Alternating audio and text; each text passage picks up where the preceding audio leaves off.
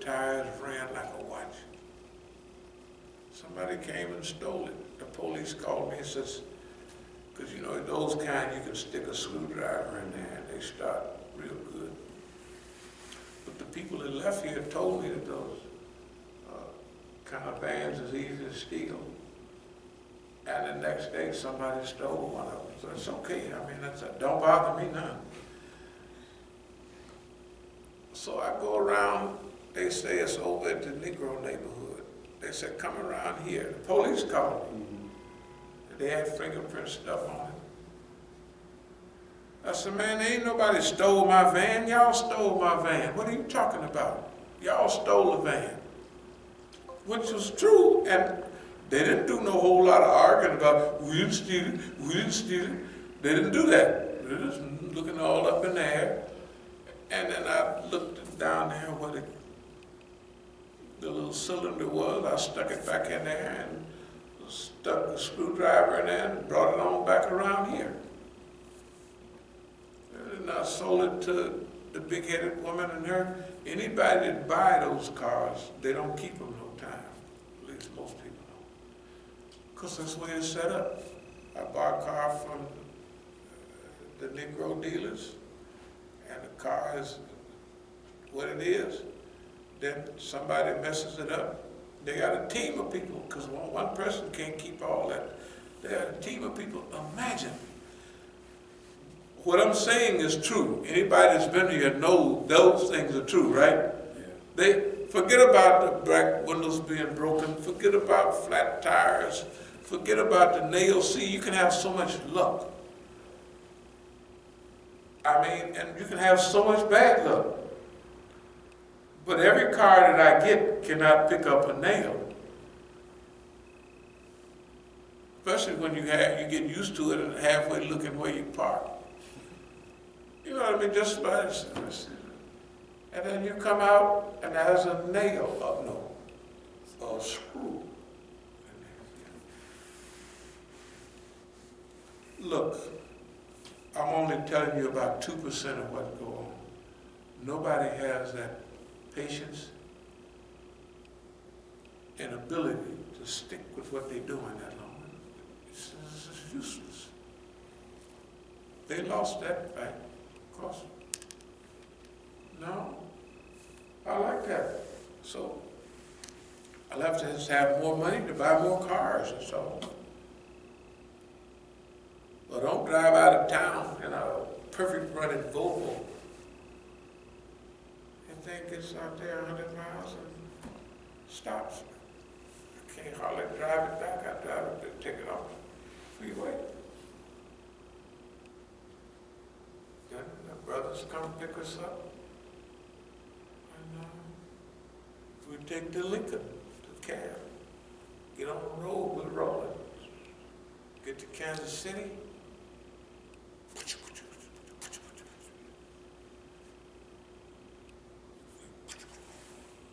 Drive back to Missouri, Kansas City, Missouri. Not that we don't want to be on the Kansas side. And we just get lucky and get to a hotel. We stay there 3 or 4 days. So I send the family back. There's $680 on the train. Yeah, it's okay, no problem. I mean, this adds up to thousands of dollars. I don't have full list, this is thousands and thousands of dollars. So, I said, let me try this thing again. I go out to the car. That's a good drive. This thing runs like a watch. Then I want to we was going to go to the Grand Canyon and all of that stuff. Because I wanted them to go out and see it another time. So I get on a plane, go to the airport, go out to Southern California to speak at Muslim Congress. I come back to Kansas City Airport, get in my car, and drive it right on back to D.C. Absolutely no problem. I drive up Philadelphia back. Finally, I gave it to Sister Bahida's son. you're supposed to give me $400, he didn't happen to have the money. I said, well, you can keep it somewhere. But the car wouldn't go across, I mean,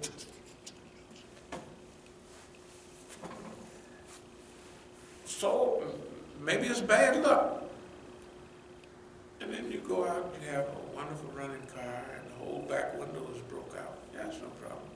Or you go and you get in the habit of leaving your cars open so people won't break the windows. If you want it, just go ahead and take it. Whatever it is. That's why if you look at my cars, I lock them every now and then. And I've been locking the last few days because I felt, well, I'm going to hit the highway. I just go on and lock it. What the heck? But everybody lock their cars all the time. I don't lock mine all the time. I'm just locking them now. Just for the heck of it. This is temporary. But suppose you leave the car open and the car's wide open and they break the windows anyway. That's something.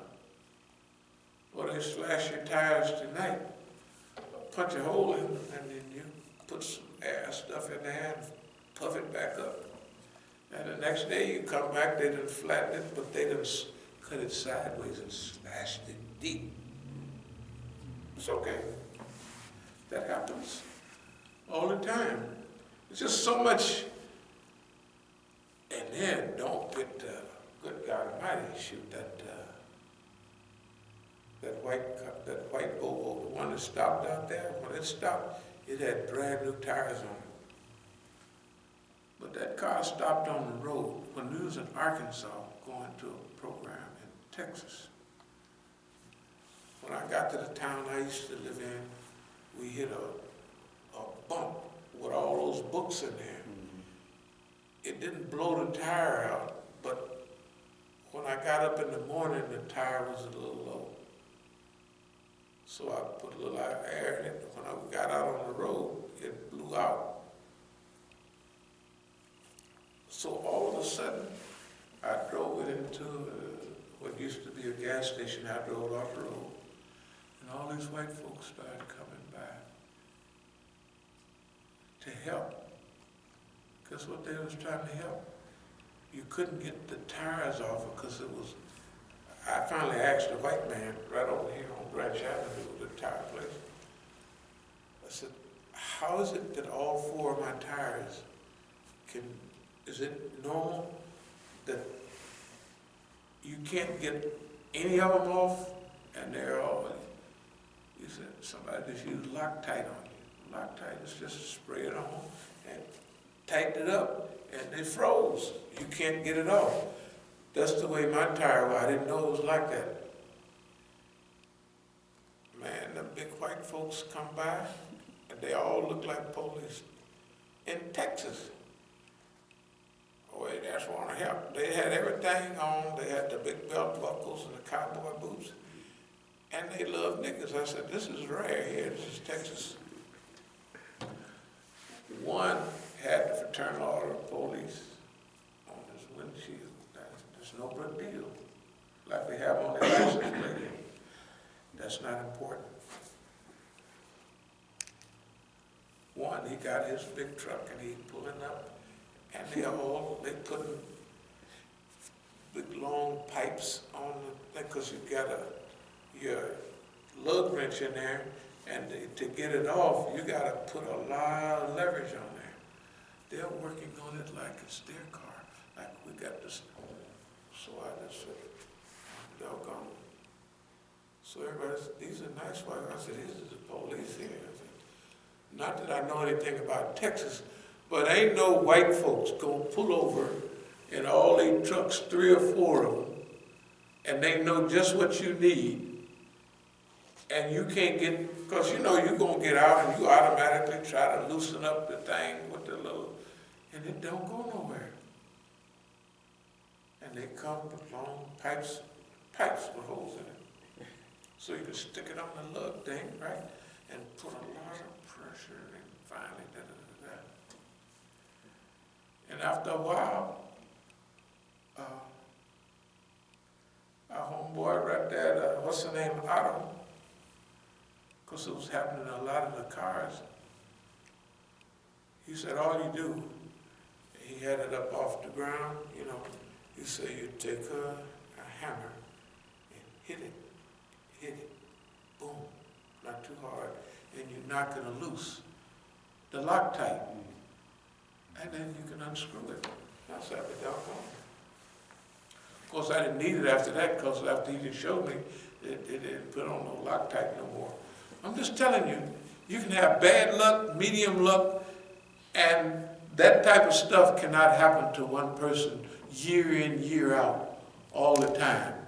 In combination with 10 radios gone, 7 or 8 cameras gone, it's just so much bad luck you could have. That is systematic. Nobody can tolerate that long. But I was able to pull it off. I'm thankful to Allah. That's what was needed during this time. That's what we had them do.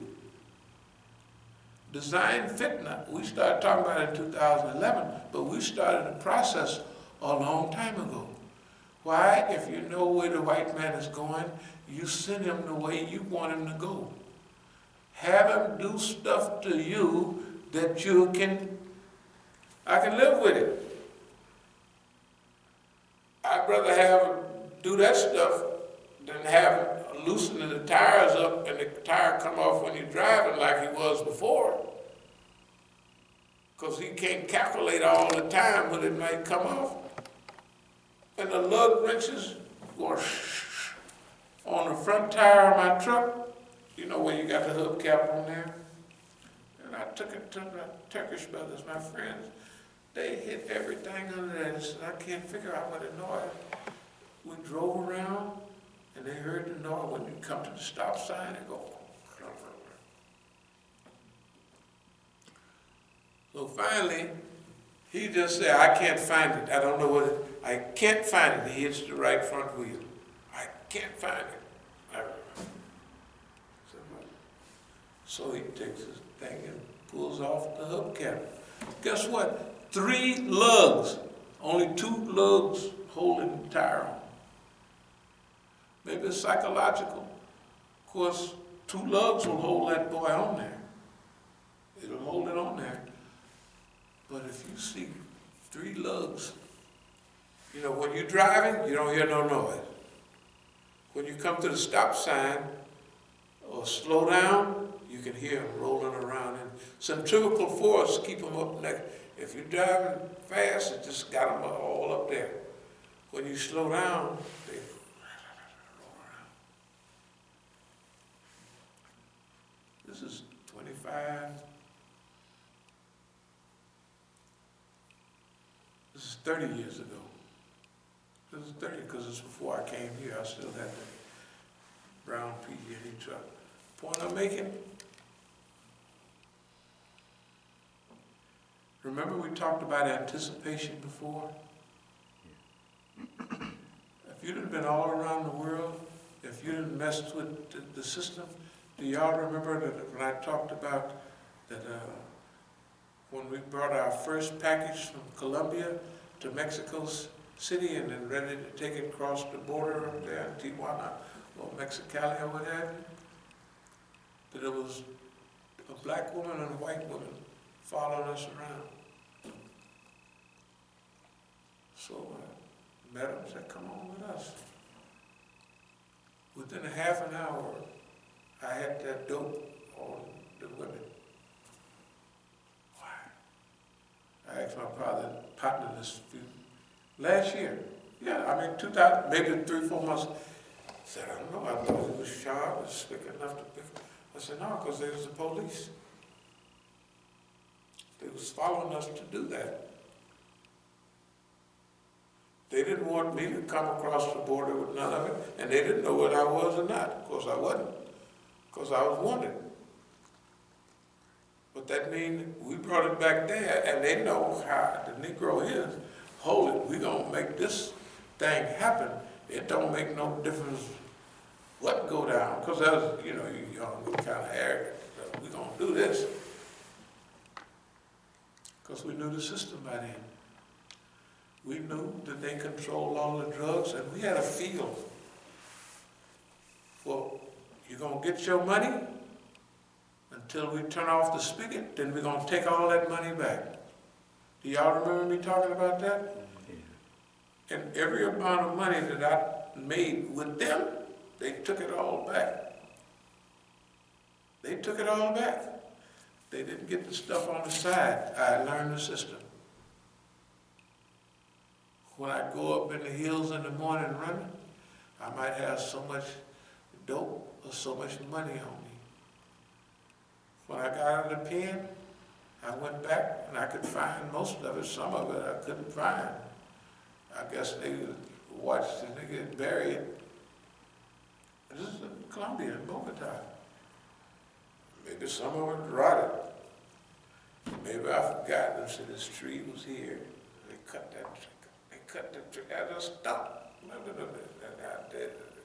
So we did all right because we knew how the system worked. Now, if they got the COINTEL program, which we know about it now, by then, and we know they're getting more sophisticated, and we knew that drugs was put in the community for a certain reason. We know that we were used for drugs to put it on the people, but we flipped it and made it an economic enterprise on. Can you imagine all the money you made? Look at all the super rich Negroes. Suppose they reinvested that money in the community. Boy, it would be, everybody would be rich, right? That's what we did. They was burning up mad, but we learned the system. I'm trying to tell you, we are the most grateful and the happiest Negroes you ever seen. Not only getting a chance to learn the system, but learning how to manipulate the system. See, if you go along long enough, that's why we talk about manipulating the system. That's how we talk about design fitna, domesticating the system. See, everything is one thing or the other, right? Or maybe there's two, three options. I'll give you an example. We'll pray in a minute, but if we talk about certain people that's been here a long time, okay, and we talk about their history and the environmental circumstances, okay, now you have to think about if certain things happen to certain people, there's got to be a reason for it. We don't play that, it ain't no reason for it. But what is the reason? If it's a stated reason, okay, probably not likely. If it's the stated reason, it's not likely. Because you want to look at the history of people and events. What do people do, and what did people do all the time they're here? And just add it up.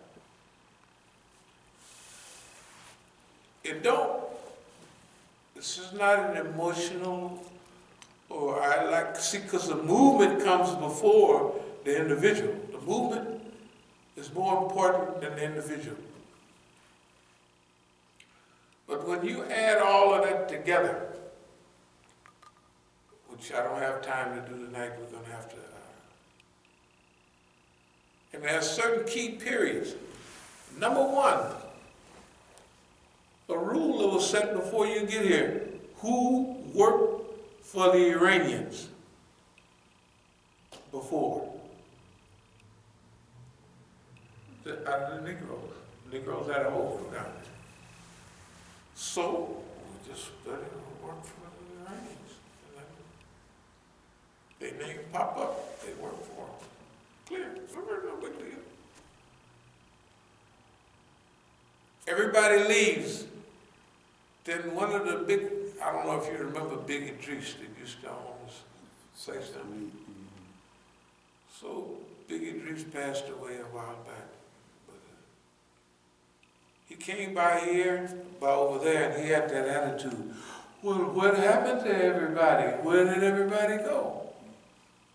So they just left. Is so-and-so still here? I already know he's police. Is so-and-so still?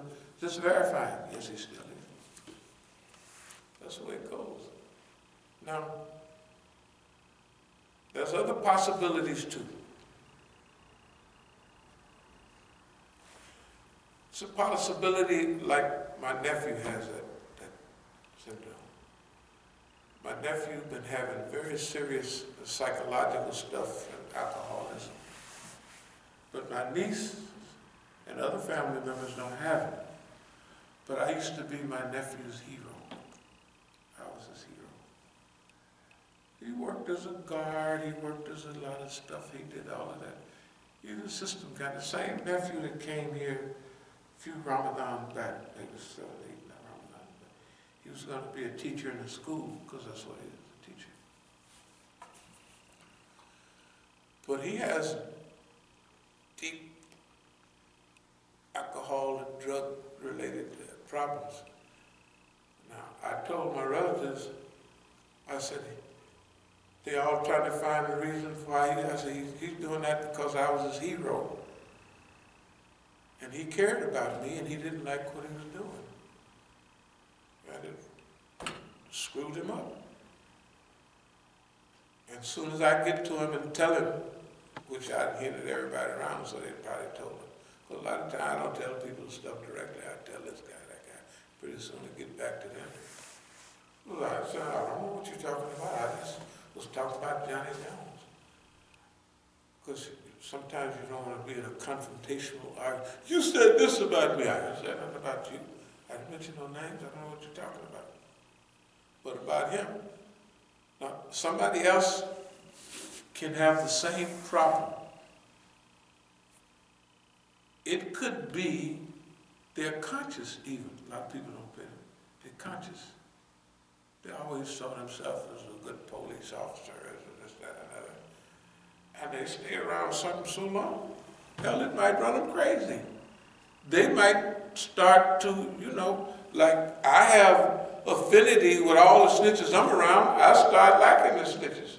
I do. I'm happy for their family. I like all my snitches. I actually like them. I do. Hell, they're the only people I'm around, the snitches.